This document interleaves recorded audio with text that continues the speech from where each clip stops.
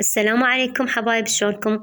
ان شاء الله زينين. سويت لكم طريقة سهلة للدولمة العراقية وبأبسط المواد اللي قبل شوية شوفتكم اياها.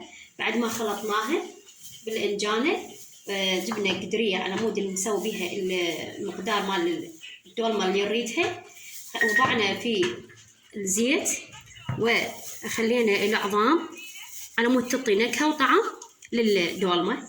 راح نحشي هاي المواد وحسب الرغبة، راح نحشيها ونخليها في أسفل القدر على مود همين الدولمة ما تحترق، والاستواء مالتها راح يصير هو هذا أبطأ من السلق، فالسلق في شيء اعتيادي راح يصير في الأعلى.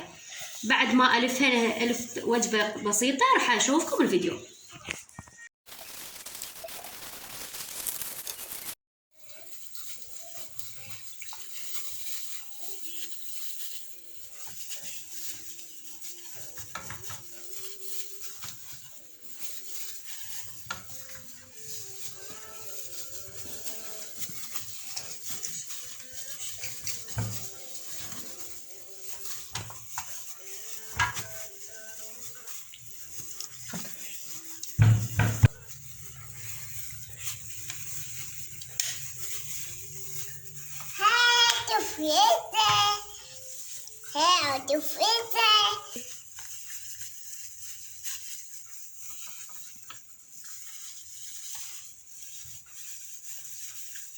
نصيحة حبيباتي، مثل ما قلت لكم بداية الفيديو، الدولمة ما تحب الثرم اللي هو بمحضرة الطعام أو المثرامة.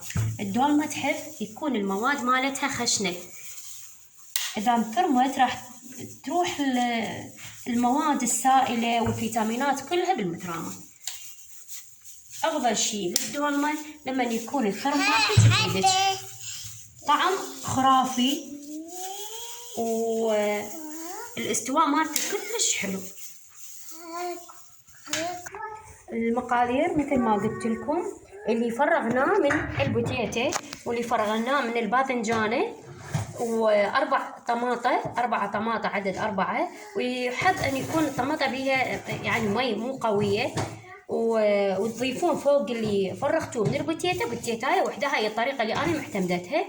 والبهارات مثل ما شوفتكم بالفيديو، الهيل المطحون والكمون والدارسين والفلفل الأسود والمندوزي وعصرة ليمونة على هذا المقدار من الحشو، 4 خواشيق أو ملاعق من المعجون، وملعقة ملح، والدارسين كلش ضروري تخلوه، الدارسين والكمون والفلفل الأسود والهيل المطحون. هاي حسب اللي وصفتي أني، وإضافة إلى هاي الفلفل الحار حسب الرغبة، الأحمر فلفل الحار الأحمر المطحون حسب الرغبة، مع البابريكا، قليل من البابريكا وقليل من القرنفل المطحون.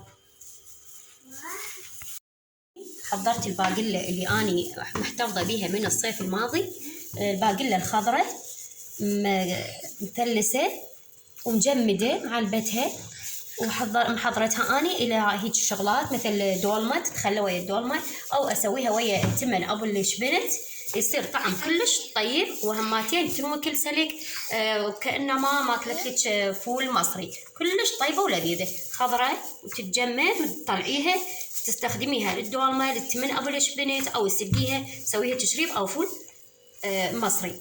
وهاي جاي تشوفون خليت بالطبقة الأولى باقلة، بعدها أخل بالطبقة الثانية إلى أن يكمل القدر مالتي.